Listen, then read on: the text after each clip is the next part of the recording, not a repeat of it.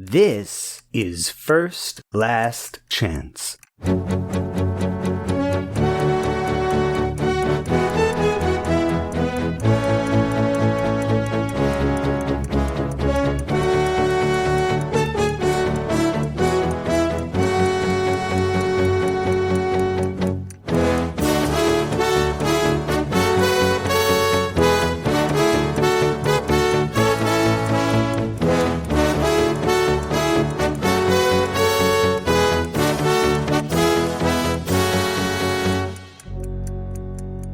Chapter 6. I want to kill cultists. I want to fight Kaldan. I want to kill them, by goddess. I want to kill them in her name. Uncle Trayston had always had a powerful voice. Having been bred to the sea from a young age and groomed to become Clanarch, he had finished puberty with a roar already inbuilt. In older age, it had grown somewhat hairy, but still it was booming, though perhaps somewhat difficult to decipher at times through the old man's thick mainland accent, a pronunciation that had been hammered into him at a boarding school he'd been dragged to by a father he'd already become sick of. So it was no surprise upon entering the waiting room to Arlo, 20 years later, to be able to make out each and every word his uncle was saying, even though there was still another wall between them. Nor was it much of a surprise to hear furniture being smashed to timbers, though this was mostly due to context clues provided by the sound of the raving which came before it and supported by the growling that came after it. The steward seemed completely unmoved by it for sure, as did the other three occupants of the well-appointed room. Arlo figured it must have been going on for some time, the way that every visitor seemed entirely inured to the lunatics shouting in the next room. Perhaps it could also be that they were simply comfortable, though none of them sat in any of the velvet-cushioned chairs arranged around a handsome redwood table which itself had an incredibly detailed scale model of the Dawnstorm as its centerpiece. They all stood more or less at ease and placid, the only sound on their side of the door leading into Trayston's audience chamber being the woodblock tick-tock of the old-fashioned schoolhouse clock hanging on the wall at the end of the table. They barely even seemed to take Arlo in when he entered, eyes mainly on the steward, who glided smoothly to the other end of the room and placed 2 fingers on the handle of the door without turning it. Arlo paid attention to them, however. The first one he noticed was the smallest, a person in the resplendent uniform of an imperial tribune. A tall peaked cap and wide-lapelled greatcoat in matching green cotton sateen were worn perfectly crisp, with the badge depicting crossed sword and rifle over a sickle moon carefully polished. A holy eye gently glimmered in the center of the badge, and also in the center of a brooch the tribune wore in her lapel. And it was her. At that, Arlo decided at last.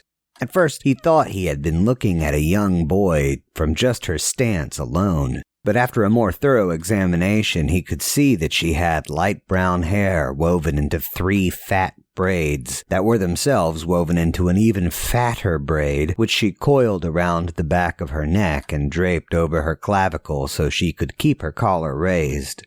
Also, in contrast to her trim and smart coat and hat, she dressed almost like a boy underneath. Her linen shirt was unbuttoned plungingly low and tucked into close-fitting riding pants with appropriately matching jackboots. But for as much as this may have invited approving looks, her hard and dangerous face seemed to ward them off. She seemed haughty and superior, admittedly the way a tribune should, but also constantly mildly disapproving. The right side of her face was taken up with a nasty burn scar that traveled from the bottom of one eye and across the corner of her mouth until it disappeared beyond polite examination into her plunging neckline. The left side of her face was also occupied by a sickle moon represented in green tattoo. With cold brown eyes, she appraised Arlo in return, and as he found himself lacking, so he turned instead to size up the next person waiting. You go upstairs, Trayston was growling now. You go up those blood-cursed stairs and you tell Commodore Ricketts that if he does not think this force suffices to take Red Brook Bay, I will thump his ass all the way up to Blood Moon's End and come back here to do it myself." Another voice in the other room, too quiet to make out, could be heard asking a question. "No," Trayston shouted back amidst more crashing furniture. "Of course I don't jolly well want you to actually go do that." Arlo busied himself with sizing up a much larger woman now. Pretty wisps of strawberry blonde hair were inarticulately arranged over a very serene and perhaps serenely stupid face. With almost pink eyes and pale porcelain skin, it seemed odd that the woman was so toweringly huge when her features suggested she be dainty. And yet here was this ogress of a woman taller than Arlo with the dopiest, most vacant, half-lidded, goofy bovine smile he had ever seen in his entire life. She was wide, too, though it was impossible to say exactly by what means because she wore a heavy cassock of natural linen with flowing capes and sleeves, as well as an elegantly embroidered prayer shawl in green and gold over a heavy plate cuirass whose width suggested she was either very heavily endowed or extremely corpulent. The black lacquered surface of the breastplate was etched in gold with many religious symbols. In gold as a centerpiece of the breastplate was a hellebore, with two inward-facing sickle moons, themselves flanked by a symmetrical image of lower jawbones from some predator, with the fangs removed and marrow leaking from the opened wounds. Gold leaf was piled around the edge of the armor plate for additional flash, so that the entire cuirass stood out from the plainness of the linen robes beneath it. Another item holding the outfit together was a careworn leather belt with a row of pouches ending in a holster with the angled wood-clad grip of a case-hardened handgun emerging from it. Arlo considered that perhaps somebody with such a dopey smirk and empty eyes was probably not the best person to be carrying around an oath. But then he also considered that on the other side of her belt was a narrow-shafted hammer as ornate as her cuirass, and she would probably smash anybody with it if they tried to take her gun away from her. "This is for my boy," Trayston was shouting, and it sounded like he had a hammer of his own, crushing a chair and then a shelf, moving to a different piece of furniture with every blow. "This is for my favorite captain. This is for my sister, you animals, you disgusting red-painted animals." Amid the sound of twanging strings from a mandolin being smashed, the steward finally gently pressed the handle down and slipped silently into the room. Arlo examined the final person in the waiting room now, though in a way he had been pulled to this person consistently throughout the entirety of his uncle's ravings. Now, upon hearing the phrase, red-painted animals, he found himself curiously looking at who he had been trying to avoid from the start. Mainly this was because the person in question was nearly 7 paces tall with fire-engine red skin and an explosion of wild white hair that had the same texture as a lion's mane. His mouth was set in an expression of neutrality with 2 sharpened tusks emerging from between gently pursed lips. Making him more unreadable was the fact that he wore some sort of brass headset which covered his eyes in an occlusion of teal mist that seemed to be trapped inside a pair of wide goggles. His shallow bulb nose had a pair of thin hoses streaming from it to match the numerous electrodes wired to his temples and neck, their leads disappearing down into an open crimson silk robe covered with flaring orange diamonds and starbursts. A network of brass bracework ran down his arms and his legs, all connected to an interesting and bizarre sort of backpack strapped to his back. Arlo's eyebrows must have climbed expectantly towards this creature at his uncle's outburst about red-painted animals, because at this point, the Tribune felt the need to speak up. Her voice was sandy and deep for a woman's, but she seemed kind enough. "Not him. The Clanarch is angry about cultists." Arlo mouthed a quick thanks for the information, and the little Tribune smiled at him. It somewhat softened her impressive demeanor, but also endeared her to him slightly.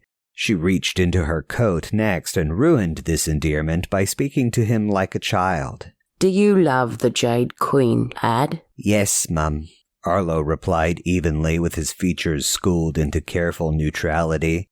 At this, the stupid-looking woman in the linen robes and armor wiggled a little dance in place with a slight growth of her dopey smile in a way that made Arlo think she was the one who ought to be spoken to like a child instead of him. Would you like a treat? The Tribune asked next. When Arlo nodded, she presented him a stick of shortbread to match the ones that had been placed in the offering dish, and he nibbled on it complacently enough. The condescending smirk on her face made him rankle, but her power to execute him without a trial somehow kept him from complaining about his treatment. Watching him eat his shortbread, the larger of the two women, the massive one in the robes, wiggled another little dance and very gently clapped her hands together before saying in a very sweet and smooth high-pitched voice that didn't match her grand stature, "She's a good man." Arlo found himself blushing now and turned to the red creature at the end of the room expecting to somehow be humiliated by it next, only to get nothing but unmoving silence. He finished his shortbread and produced his mother's comb to run through his bushy beard in case he'd been crumbed up. After all, he looked bad enough as it was in his plain clothes, with the beard, having only bathed in seawater for months. Crumbs would have just made him feel like a beggar. As he was slipping the comb back into the front of his waistcoat, the steward leaned back out of the door he'd disappeared into before and said, "Arlo, the Clanarch will see you." Being brought in before the two women who made him feel somewhat embarrassed did return some of Arlo's perceived honor, and though he kept his face neutral while being led in, he was absolutely certain that he radiated an aura of incredible smugness. His sense of superiority was replaced with fear, concern, and grief when he saw what lay on the other side of the door, and this pit in his stomach was amplified by the sound of the latch behind him as he was shut into this room with his ruined uncle. His memory of Trayston Harridan was that of a bluff, friendly man who tousled his hair a little too hard and a little too often, but he'd always seemed impressed by little Arlo, and he had never stopped taking the time to compare him to some long-lost cousin or aunt. He had seemed generally happy every time they met, and even happier to see the 6-year-old boy who shyly hid behind his mother's dress. Now, here was a man who seemed like he would have rather had the same child cooked and eaten for dinner. Sweat poured out of close-cropped white hair. His sun-darkened face was red with exertion as he sat on his knees hunched over, his eyes bloodshot and red-rimmed, his thick white mustache completely matted back against drool-covered cheeks. Veins throbbed at his temple and among the liver-spotted skin of his bare chest. At some point, Trayston had torn his shirt and then thrown it aside. Now his flabby gut and broad arms were on display, rippling musculature twitching beneath them while he heaved on the floor in the throes of his latest rage. Arlo looked up to see who else was in the room with them, and saw the ruins of 3 chairs, a desk, a mandolin, a painting, and a typewriter. Standing in the center of them, holding on to a heavy silvery claymore glowing in lambent teal, which she'd just picked up off the floor, was a woman Arlo recognized as House Harridan's info chandler. Like Trayston, Agatha Cormley had aged a great deal even though Arlo had seen her more recently. When he was 19, she had only been a senior scribe who was dispatched to make arrangements for his schooling abroad at his mother's request. She stayed at Harkon Manor for 3 months, and Arlo had something of a crush on her then. The woman who was looking at him now lacked every ounce of wonder and interest she had only 7 years before. Either the job or the man, or perhaps both, had done poorly for her.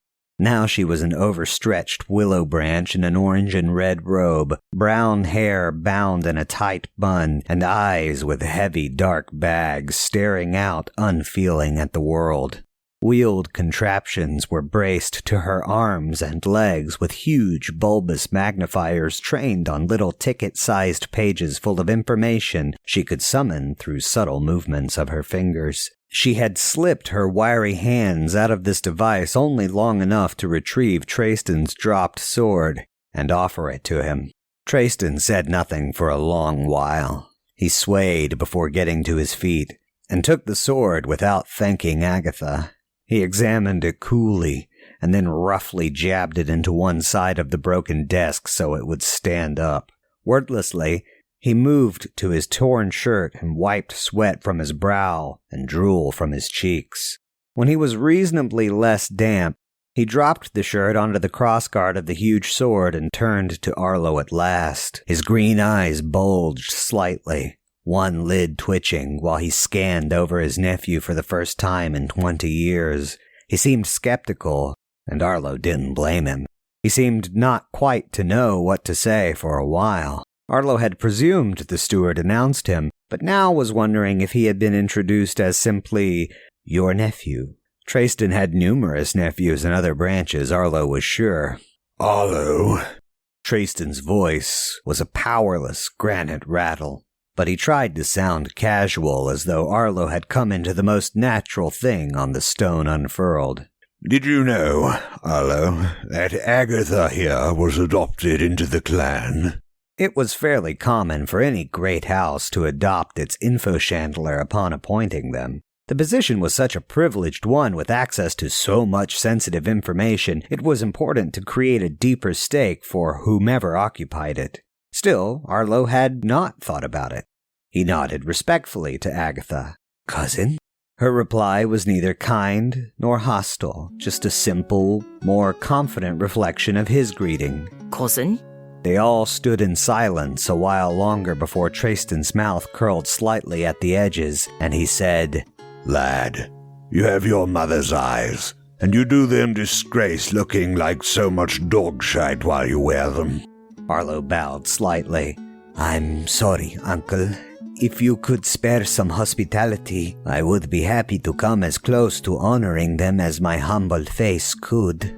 Trayston lifted himself more upright, and the burst blood vessels in his wide nose swelled as he took in a deep breath and attempted to once more comport himself with the dignity that was accorded to the rare citizen whose loyalty and acumen allowed him to be permitted by royal decree to possess any amount of wealth he could earn with no limits. His income taxes funded infrastructure for entire provinces, and his companies provided no undue share of the logistics and manufacturing that made up the backbone of imperial strength. He was no man to be screaming shirtless and having childish temper tantrums in an elegant drawing room.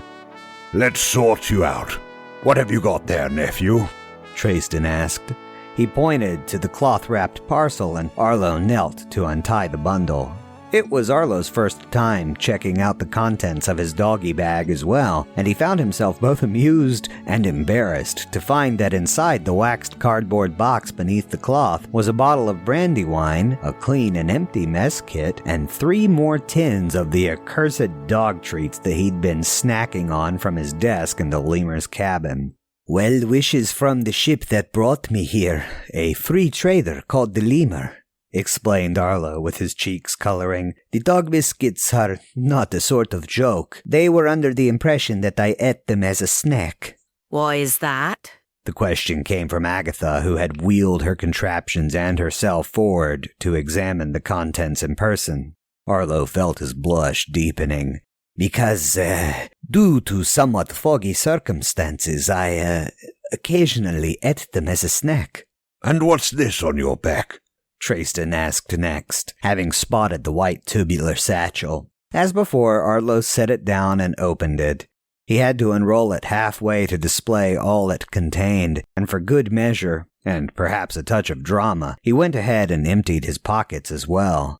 All told, he looked more like a junk shop owner than the blood relative of a clanarch. The iron toy trinket piece, his mother's comb, broken sword, and fake pewter half-moon coin seemed almost like artifacts on display at a museum. "Behold the treasures of the spoiled fop," Arlo imagined a barker exclaiming. "See how he clings onto anything of any conceivable value." Finally, Arlo unknotted the rotting cord from the bottom buttonhole of his waistcoat and drew out his pocket watch. The loud ticking of the turnip watch enhanced the awkwardness Arlo felt displaying his trash, and amplified the silence in the room such that he felt the need to say, "What you see before you is the sum total of my possessions at present." Agatha pursed her lips, either in disapproval or outright disappointment, but Trayston had a bit more charity in his disparaging face.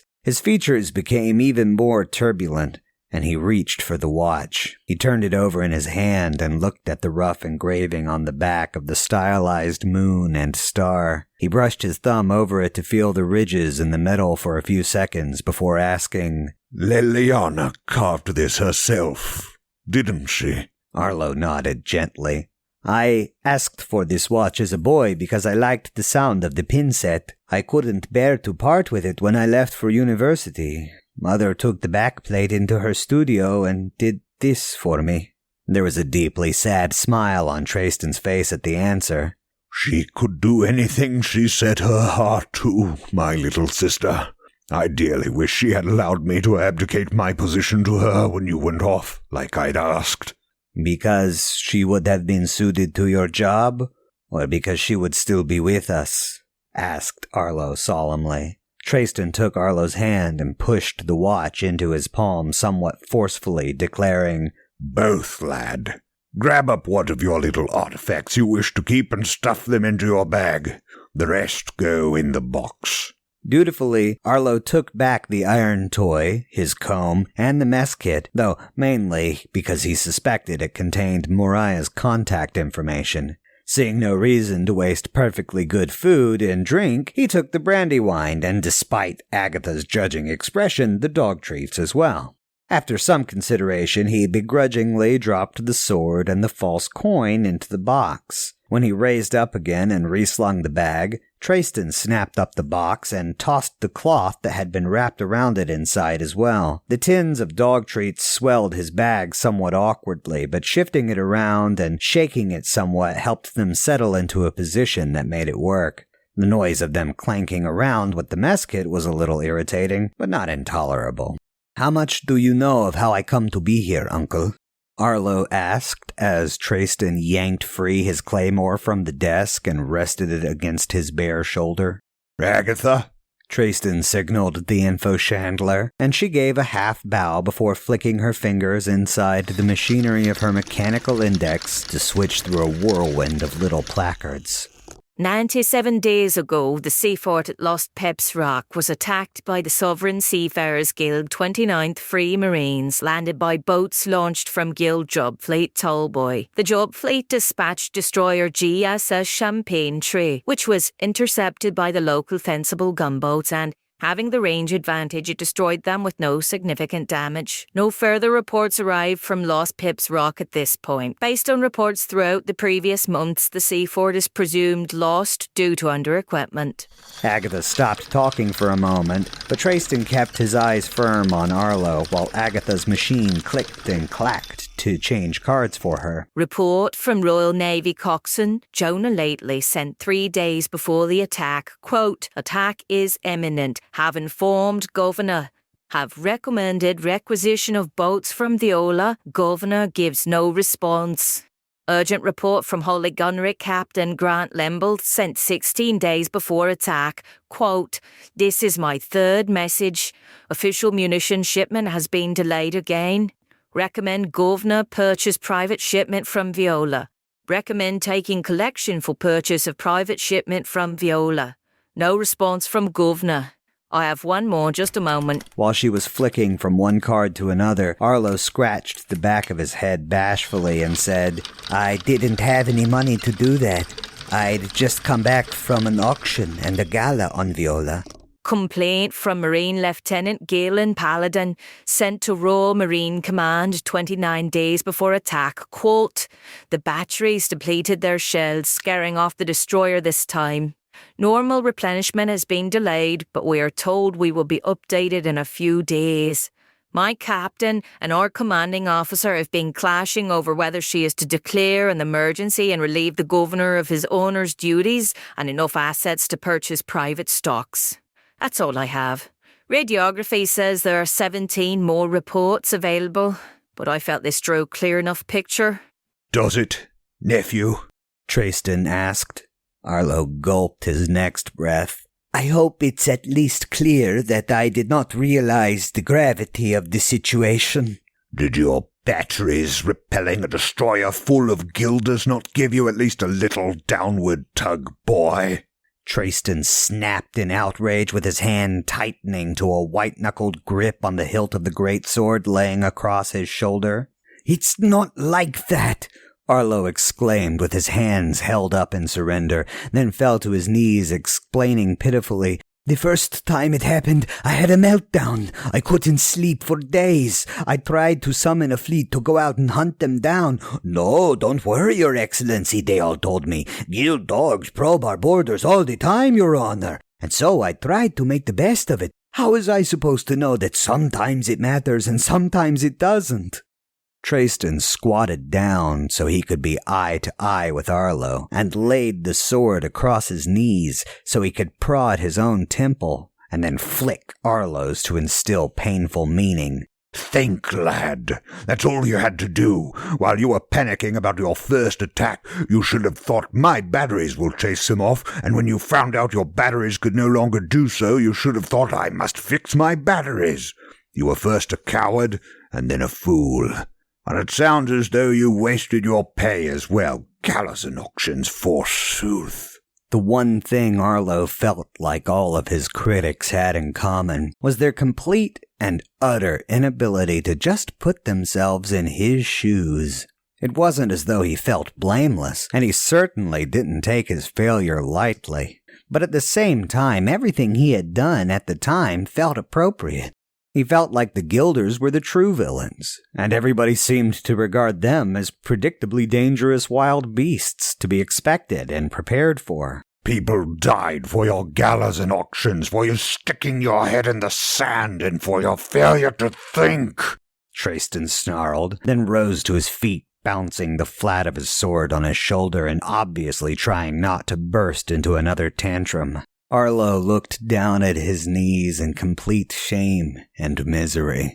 It wasn't really his uncle's opinion that had really cut him this time, however. The last sentence had brought to his mind his last memory of Major Gromlaw, the strange, mad fool of a woman who had given her life out of some poetic idea of love for him. Her eyes watching from above as he sailed off on the sea haven she'd heaved him down onto. He didn't think people had died for his galas and auctions. Maybe they died by indirect result of them. He had certainly failed as a governor for reasons he could never seem to articulate to satisfy other authority figures. But Gromlaw had actually died for him.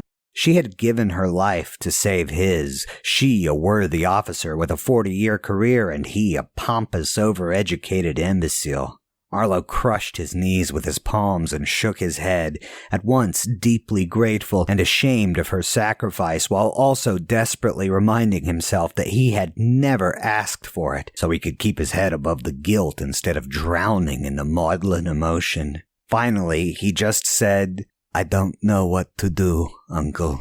I thought you might. Strike him from the will at once, Trayston ordered Agatha with sneering contempt that made Arlo hunch even lower. While her fingers instantly began working the machinery beneath them, Trayston looked down at Arlo and said, I'll give you two options, boy. First, I will strike you from the family as well, and give you a job as a clerk in our counting house on the mainland. You will never starve, but you will never live well again. You will never be a limiter, and most importantly, you will never get the chance to disappoint me, or Her Most Divine Majesty, ever again. And second? Arlo meeped from below. You will stay in the family, though still struck from the will. You will be given a warrant commission to serve my direct bidding, and you will do dangerous work, and you will learn to be the kind of citizen who takes his last chance to serve the Jade Queen, or die trying. If I survive trying? Asked Arlo next. I mean, sincerely trying, Uncle. Is death the only price of failure from here on out? Trayston snorted. How many lost chances do you want, boy? Arlo got to his feet and faked it. He put a look of hard determination on his face. He dug down deep inside himself, searching for some reserve of the imperial ideal, some sense of the selfless, duty-minded identity he imagined he was supposed to have. Maybe if he faked it long enough, it would start to stick. He couldn't just spend his entire life doing everything just to get to the next glass of wine, pretty girl, or slice of cheese.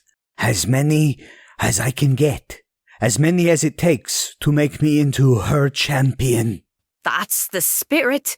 It was Agatha who'd said it, much to Arlo's surprise. She had shown no extreme emotion whatsoever the entire time they'd been in the room together, but when Arlo snapped his glance over to her, he found that she had wide eyes and was watching him with the same anticipation a person watches a rat solve a maze. More unsettling, she didn't change this expression when their eyes met. Trayston laughed and bounced the sword on his shoulder again. Right, there's a lad. Come with me, then. Let's get you kitted out. The old man kicked open the doors to the waiting room. The two women inside turned with interested, expectant looks, though the Tribune seemed somewhat concerned to see a shirtless Clanarch. The beastman remained still and silent. Trayston pointed to the three of them and said, You lot stay here. Since you didn't have the good sense to leave when I told you, you'll be handled by my new warrant agent. He will take care of you. At this, the Tribune looked mildly outraged. The huge woman in the armor just clapped her hands again with that extremely stupid-looking smile and did a little more of her wiggling-in-place dance while chanting, Goddess be praised. Trayston ignored them and continued leading Arlo out of the room. Agatha departed from them when they reached the stairs and disappeared into another corridor, while Trayston shamelessly strode the halls with his bare chest on full display. A pair of servants materialized a few moments later, one with a set of folded clothes and the other with a scabbard for the sword. Trayston refused to let them take the box full of things Arlo had decided to dispose of, but did hand over the sword. Don't keep it in the scabbard. Just find another hanger to put it back on the wall in there, he ordered. I destroyed the last one. The servant bowed and left immediately with only a hasty, Sire. Arlo held the box for Trayston while he slipped into the plain white shirt and buttoned it up. Next came another steward with a tray bearing some fruit that Trayston refused as well. They descended deeper into the tower, and Arlo felt the chill on his bare feet as the carpet disappeared again in favor of metal deck plates. They soon arrived at the office of the clan's quartermaster and master artificer. One wall was taken up entirely with books and files, while the other was taken up by one example of every piece of equipment in regular issue to House Harridan servants and officers. Master Balkan! Trayston entered with the command already on his lips. He deposited the box on the desk of a humorously muscular man to be wearing such tiny golden spectacles. You like the sort of junk? I have a job of work for you, my good man. The bespectacled bodybuilder adjusted his slightly too tight uniform and peeked down into the box curiously. Overnight a real sword for young Arlo here. Get your best smiths on it, directed the Clanarch. Not junk like this thing in here. Something that will make it his fault if he dies. A sidearm as well, something fit for an officer who will distinguish himself in service to House Harridan. Balkan held up the fake coin between thumb and forefinger with a grin growing across his face. I will get my fittest lads and lead the work personally, sire. I'm feeling inspired already. Then, with a look at Arlo, he added, What experience with blades do you have, young Arlo? Arlo bowed respectfully. I have 2 gold mastery stars with the Hargrave manual and a letter of recommendation from the master duelist Jaspin Crane. The artificer sized him up a little longer and then speculated, Tall, thin fella like yourself. You must favour reverse knittle guard and hanging guard, right? I've made arms for your sort before. I trust your wisdom, sir, Arlo replied with another bow. My true saber was stolen, and this one is broken and decorative, so I have no hope of avoiding the chore of learning another. You will be pleased, sire, the artificer assured him, already taking up the box and its contents with the air of a person who has tricked his masters into letting him play and call it work. They swept out of the office without another word, and Trayston led Arlo into a much more nicely appointed lift than he'd traveled in with Darwin. Agatha was waiting inside for them, and without being prompted, she immediately began reporting, Poor guest rooms are being prepared in the larboard conning gallery. I have taken the liberty to lodge a complaint with Commodore Ricketts about his hesitation. He suggests a planning meeting after breakfast at his table tomorrow morning. Trayston snorted in faux amusement, but did not react otherwise. Agatha busied herself with her indexing device until the doors opened and they were led out onto an observation deck. It was something akin to a bridge in some respects. A semicircular array of window panes opened up to the world like a clamshell, showing all of Peppernuts laid out before them beneath a few tiny wisps of cloud. Other islands were vaguely visible peeking out of the more distant reaches of the horizon, and all the various ships on the ocean were like little pieces on a trinket board, so visible that Arlo wished he had the courage to approach the glass and look for the lemur. Every department had a station with a wooden lectern or console covered in dials, lamps, and vacuum tubes, both up here and down on an armored battle bridge in the heart of the starboard hull, though there were some functions that just simply needed their own compartments. Officers in gray jackets or waistcoats and khaki trousers tucked into brown boots were manning the stations with headsets on, communicating to the underlings in various compartments throughout the ship. In the center of it all was a navigator's station, which for a home ship was a partially reclined full-body chair with gloves, braces, foot pedals, and a headset that could be used to view various points of interest with cleverly placed mirrors around the ship. As they entered, one of these mirrors flipped down from the ceiling of the chamber and reflected back a gigantic brown eye that blinked at them a few times while its pupil slightly altered size before the mirror flicked back up and folded away. The man in the chair, for as little of him could be seen, moved subtly and in small ways. Mr. Keening, Trayston greeted him. You remember Arlo? Keening did not reply for some time, but eventually did at least say, He's much taller this time around. That he is, which is why I came up here. Trayston agreed, a sort of odd pride coming over him that caused the old man to pat Arlo's shoulder. Listen up, all. The people at the various posts carefully removed their headsets and perked up expectantly. Trayston stepped forward and propped his hands on his hips to say, Starting today, for the time being, Arlo here shall act as my personal agent. A warrant is being drafted for him as we speak. He will have a badge, but I will need it handed down to the captains of the fleet and people in various offices that he conveys my will, though he will not be entitled to give direct or specific orders, only relay my own. A woman with long, straight brown hair and a very skeptical expression on her face leaned over and pointed to Arlo, asking, Will he continue to look like that, sir? Though Trayston had remarked on Arlo's appearance before, he suddenly seemed to notice it for the first time. He ran his tongue thoughtfully around his gums and then prodded Arlo in the side, causing him to release a tiny yelp. What are you, 44 fingers? I'm sorry? Arlo asked with his brows tilted. Bust size, lad. At once, as though speaking to a salesman at the shops, Arlo spat out, boot size 10 wide, 36-finger hips, 34-finger waist, 42-finger bust, rise and inseam. Any of you lot who has a 36 trousers and a 42 jacket, have a midshipman or one of the servants go and get your cast-offs and your hand-me-downs sent to my quarters. Trayston ordered. If you care to spare a shore-going rig, or... Trayston paused and pinched the hem of the rough waistcoat Arlo was wearing, then flipped it up to look at the garrison belt underneath. Satisfied it was fine, he turned back to the officers and finished, If you can spare a shore-going rig or decent field gear, I will happily buy it from you at new price. At once, officers began speaking into their headsets. The woman who'd spoken before blushed to confess, I have very large feet for a woman, sir. I can supply his boots. All the better to stand on cultists' necks, Lieutenant Giltnam. Trayston shot back with a wry smile. Once he was satisfied that Arlo could be clothed, Trayston whispered something to Agatha that caused her to half-bow and roll herself to a station in the corner. She took up a headset of her own and began rattling off a number of quick orders, while Trayston took Arlo by the shoulder and guided him back to the lift. Let's get you down to my private quarters and have you bathed and shaved, Trayston told him. We'll have you looking respectable again in no time.